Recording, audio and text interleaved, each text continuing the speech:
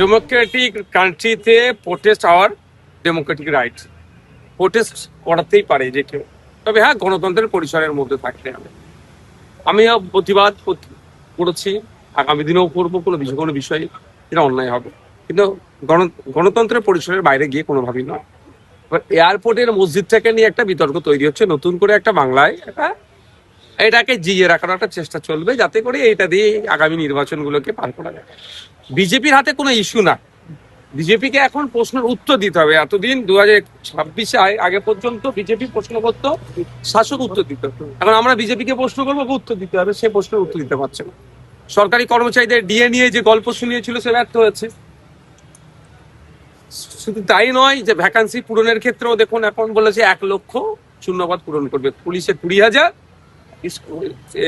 পুলিশে 20,000 দিয়ে কি হবে? প্রায় 2.5 লক্ষের অধিক পুলিশের শূন্য পদ আছে। এই ধরনের অনেকটা ক্ষেত্রে চলছে। Let me finish. তো সুতরাং এই জায়গা থেকে মাইন্ডকে ডাইভার্ট করার হচ্ছে একটা ওটাই। আমি একটা জিনিস স্পষ্ট ভাষায় বলতে চাই আপনাদের, যে এয়ারপোর্টের প্রিমিসেসে মসজিদ নয়, মসজিদের জায়গায় এয়ারপোর্ট এক্সটেন্ড হবে, এইটা বলতে হবে। এবার হচ্ছে কথা, দেশের স্বার্থে আলোচনা হওয়া দরকার। থার্ড রানওয়ে নাকি করবে, তার জন্য আলোচনা করা দরকার। আলোচনা কে করবে? আপনি গিয়ে তালা ঝুলিয়ে দিলে কি আলোচনা হয়? মসজিদ কর্তৃপক্ষ আছে, এয়ারপোর্ট অথরিটি আছে, আপনার সিভিল সোসাইটি আছে, মুসলিম ইসলামিক স্কলাররা আছে, নিয়ে বসুক না, গোল টেবিল করলে তো আউট বেরোবে।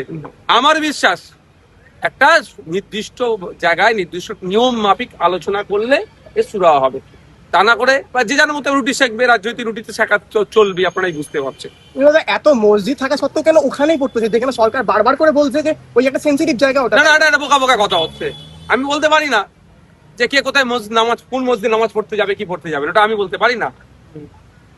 আর আপনাকে বলি, বাজপেয়ীর সরকার যখন ছিল, সেন্ট্রাল এভিয়েশন মিনিস্টার এসেছিলেন, এটাকে কেন্দ্র করে উনিও কিছু নোটস দিয়ে গেছেন। ওই নোটসের কোনো জায়গাতে আপনি দেখাতে পারবেন না সিকিউরিটি থ্রেট আছে। সুতরাং সিকিউরিটি থ্রেট দেখিয়ে যেটা যা বলা হচ্ছে এটা নয়। আমি আবারও বলছি, একদিকে যেমন রানওয়ের এক্সটেনশন হওয়া দরকার, নিরাপত্তার ব্যাপার বলছেন, অপরদিকে সংখ্যালঘুদের তাদের ধর্মীয় আচরণের সুরক্ষার ব্যাপার থেকে যাচ্ছে, সাথে সাথে রাষ্ট্রীয়টা বিষয়টা থেকে যাচ্ছে। সুতরাং আলোচনাতে ওয়ে আউট হবে। আলোচনা না করে ওই করা মানে বোকামি ছাড়া কিছু না। দাদা, যন্তর মন্তরে সোনাম ওয়াংচুক 19 দিন ধরে উনি কিন্তু অনশনে বসেছেন, কিন্তু কোন রকম কেন্দ্রীয় মন্ত্রী সেই দিকে ছাড়াও কর্ণপাত করছেন না। এবং এই সীমাহীন ঔদ্ধত্যতার বিরুদ্ধেই তো আমরা। দেখুন, সোনাম ওয়াংচুক যে ডিমান্ড দিয়ে বসেছে, সবটাই ফুলফিল হবে কি হবে না সেটা পরের ব্যাপার। কেন্দ্রীয় প্রতিনিধি দল কিন্তু অ্যাটলিস্ট তার সাথে একবার কথা বলবে, আলোচনা করবে। এইটাই হচ্ছে সরকারের ঔদ্ধত্য, এইটা হচ্ছে পতনের কারণ।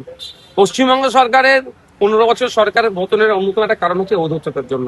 কারণ আমরা যখন চিঠি দিতাম কোনো ডিপার্টমেন্টে, ইনক্লুডিং চিফ মিনিস্টারের কাছে, একটা ন্যূনতম রেকগনাইজ হতো না, প্রাপ্তি স্বীকার করতো না যে চিঠিটা পেয়েছি।